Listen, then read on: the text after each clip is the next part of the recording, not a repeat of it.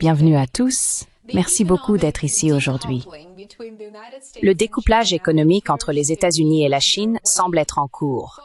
Suite aux escalades dans les guerres tarifaires, avec des tarifs augmentant au point de devenir effectivement un embargo, à partir du 18 avril, la Chine a effectivement cessé d'importer du gaz naturel liquéfié des États-Unis. Pour l'instant, la suspension devrait durer 10 semaines. Cependant, au vu de l'évolution de la situation, si les deux parties ne parviennent pas à un accord, on peut supposer que la suspension sera prolongée. Les importations chinoises de gaz naturel liquéfié en provenance des États-Unis ont varié au fil des ans et ont principalement dépendu de facteurs tels que les politiques commerciales et la demande énergétique mondiale. Cependant, la Chine n'avait jamais complètement cessé d'importer du GNL auparavant.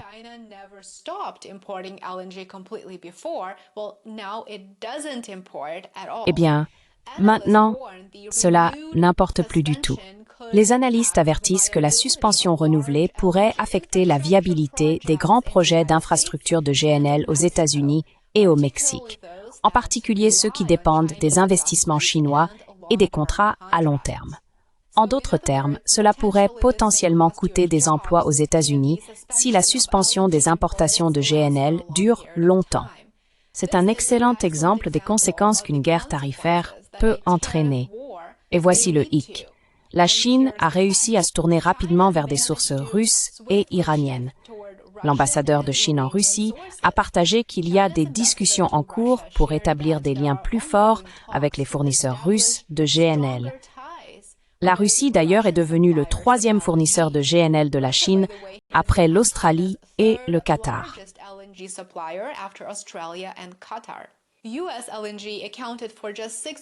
Le GNL américain représentait seulement 6% des importations de GNL de la Chine l'année dernière, ce qui semble relativement facile à remplacer.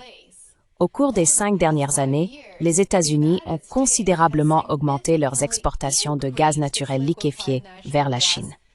Voici les chiffres approximatifs des exportations annuelles en millions de pieds cubes.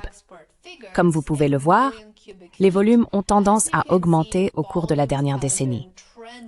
La Chine n'est pas l'un des principaux importateurs de GNL américains.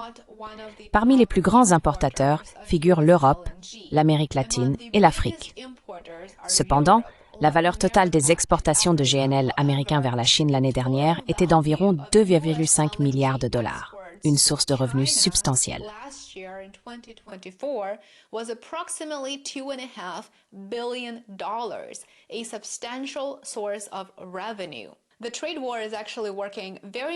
La guerre commerciale fonctionne en réalité très favorablement pour les objectifs stratégiques à long terme, en obligeant les pays de la majorité mondiale à chercher des liens avec des pays avec lesquels ils n'avaient pas vraiment de liens étroits auparavant. Dans ce cas particulier, ces mouvements assez agressifs créent de plus en plus de raisons, plus d'incitations pour la Chine et la Russie à renforcer leur coopération économique. Bien sûr, les deux pays cherchent à développer le commerce transfrontalier avec l'Iran.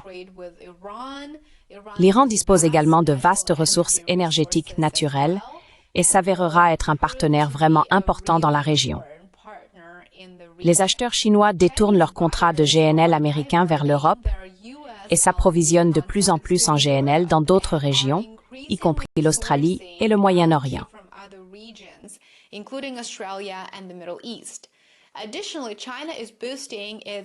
De plus, la Chine augmente sa production nationale de gaz pour renforcer sa sécurité énergétique, ce qui est probablement un avantage à long terme. Ce changement a des implications significatives pour les marchés mondiaux du GNL. Les acheteurs européens profitent de la situation en achetant plus de GNL des États-Unis qui auraient autrement été livrés à la Chine. Les exportations de GNL des États-Unis vers l'Europe ont fortement augmenté. D'une certaine manière, l'Europe est susceptible de devenir encore plus dépendante des États-Unis pour ses ressources énergétiques. Pour les États-Unis, la guerre commerciale pourrait coûter des milliers d'emplois, similaires aux résultats de la guerre commerciale lancée par le président Trump lors de sa première présidence. La guerre commerciale entre les États-Unis et la Chine, initiée sous le président Donald Trump, a eu des répercussions économiques significatives. Il y a des pertes d'emplois aux États-Unis.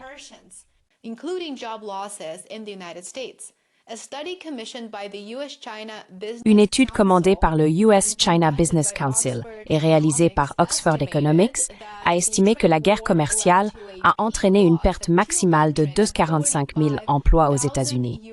Ces pertes d'emplois étaient concentrées dans les industries manufacturières, notamment dans des États comme la Californie, le Texas, New York, l'Illinois et la Pennsylvanie.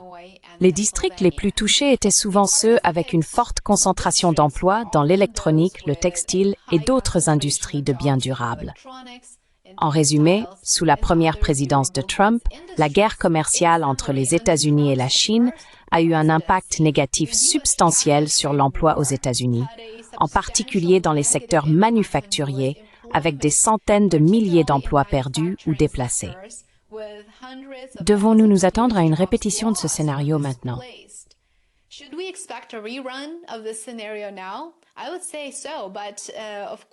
Je dirais que oui, mais bien sûr, maintenant les conséquences seront bien pires si les deux pays ne renversent pas leur cours d'escalade.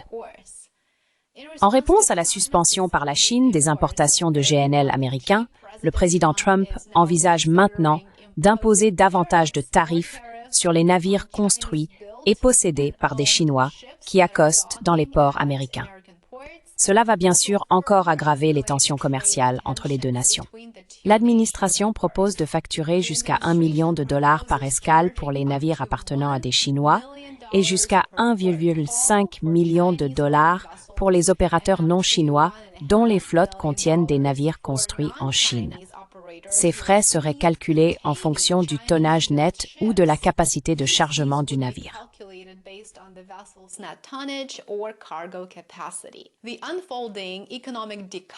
Le découplage économique en cours entre les États-Unis et la Chine passe rapidement d'une préoccupation théorique à une perturbation réelle avec des conséquences tangibles, comme vous pouvez le constater.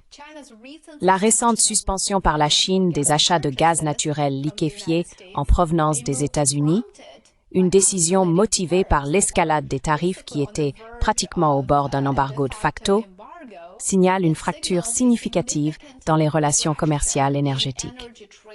La suspension souligne la capacité croissante de la Chine à se tourner rapidement vers des fournisseurs alternatifs comme la Russie, l'Iran, l'Australie et le Qatar. Cette flexibilité met en évidence le levier stratégique limité que les États-Unis détiennent dans les exportations de GNL vers la Chine, qui ne représente que 6% des importations totales de GNL de la Chine. Donc, clairement, la Chine n'est pas en position de perdante ici.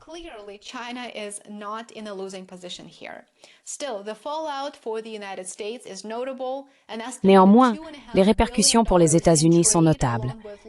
Environ 2,5 milliards de dollars de commerce ainsi que des contrats à long terme soutenant les projets d'infrastructures de GNL aux États-Unis et au Mexique sont désormais menacés.